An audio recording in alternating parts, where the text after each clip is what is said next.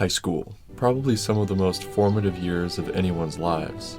It's around that time when you start to make really conscious decisions that can have a big impact on the way your life turns out in the future. It's also a time when you have hormone-ravaged children crammed in one space together, all trying to be the best at one particular thing.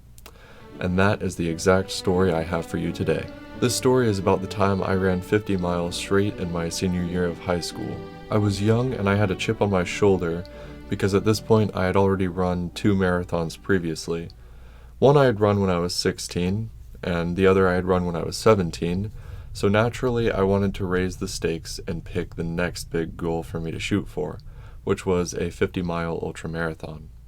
I had a reasonable amount of time to train. I began my training around August of 2020, and the race was in January of 2021. This left me with roughly 5 months to train, give or take. I might have had a little bit more, but whatever. Roughly 5 to 6 months. Keep in mind, I had prior training beforehand, so I was trained up before this. It's not like I just went into running 50 miles straight with no prior experience. I began my training with a very simple plan. Run 3 more miles than the month prior.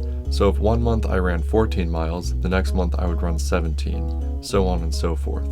The longest run I had to train up to was a 30-mile run, which was a month before the race. To get to that point, I had to run about 3 to 4 times per week, anywhere from 3 to 9 miles during that week. And then once a month, I would do whatever long distance was scheduled for me. Training went well, and soon the 30-mile run was upon me. The run was going fine for roughly 24 miles, but as I started to approach marathon distance, which is 26.2 miles for anyone who doesn't know, I began to get a little nervous. I had never run further than that in my life, and there was just some kind of mental block coming up to that point. I knew that if I couldn't push past marathon distance, there would be absolutely no way I could run 50 miles, so I just kept going. And eventually mile 29 was upon me. I remember looking at my watch, seeing mile 29, and feeling so much joy that I just had 1 more mile left until the pain could all be over. I also remember One by Metallica coming on in my earbuds in that last mile, and that gave me just enough fuel to really push that last mile. I knew at this point in my training, all I had to do before the race was keep training. It was a month away at this point, and I had to make sure that I was mentally and physically prepared for the task when it was time to run. As I got closer to the race date, I started to get a little crazy. I didn't allow myself to do anything that I deemed lazy or pleasurable a week before the race. This is because I knew the feelings of pleasure and relaxation would be my enemy when it came time to run 50 miles. And just like that week passed and it was time for me to run 50 miles. The night before the race, unfortunately, I was not sleeping very well. I want to say I got around 3 to 4 hours, and we had to show up at the race around 7 a.m., and the race started at 8 a.m. Once the gun went off, I knew that it was time to prove myself. The first few miles were easy. We were all bunched together in the beginning so you could see everyone, but as time went on, I started to see fewer and fewer people. Only at one point, I turned around and noticed an older gentleman behind me. I let him catch up to me, and we started talking for a little bit. We started talking about random nonsense, but one of the important things in conversation that came up was the course length, and I mistakenly assumed that the course length was around 11.5 miles long. This may seem like an unimportant detail, but the whole time you're running, you're thinking in your head, and you're doing the math about how much longer it'll take you to get to the finish line, at least for me. I don't know if that's everybody, but whatever.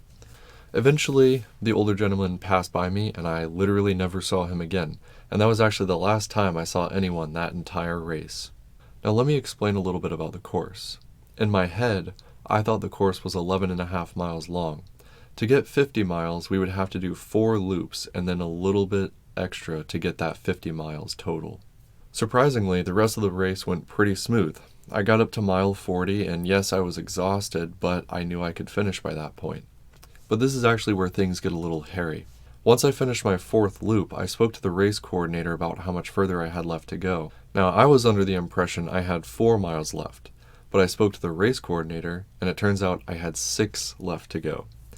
Now, that doesn't seem like much, but that whole time, in my head, I was telling myself, by the end of the 4th loop, I'll have 46 miles. But it actually turns out that 11.5 mile loop was only 11 miles. so that meant I'd had 2 more miles to run than I originally thought. And again, this may not seem like much, but this actually crushed me. At this point, I literally had to crawl some of the race because I was just mentally destroyed. But luckily, my mom, dad, and my girlfriend were all there to support me along the way. So I just kept on going. And this is where I run into my second biggest obstacle: a fork in the road. On one side, this was the path I was supposed to go down. If I went down this path, I would finish, and I would finish actually having run 50 miles. But on the other side, this was the side I was not supposed to go down. If I went down here, I would finish 2 miles short.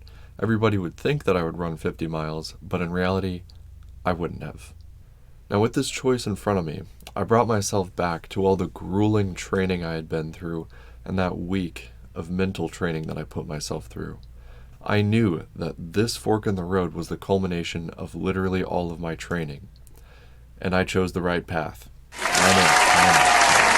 And going down that right path, I eventually did finish the race. This was easily the biggest accomplishment of my life so far, and I highly recommend you all try out running. Don't worry about how far you're running or how fast you're running, and absolutely do not compare yourself to other people. Just compare yourself to you, who you were the day before, and keep going. That's all there is to it. By far the best thing I learned from this experience is that whatever goal you choose, no matter how impossible it may seem, can be achieved if you take the steps necessary to cross that finish line.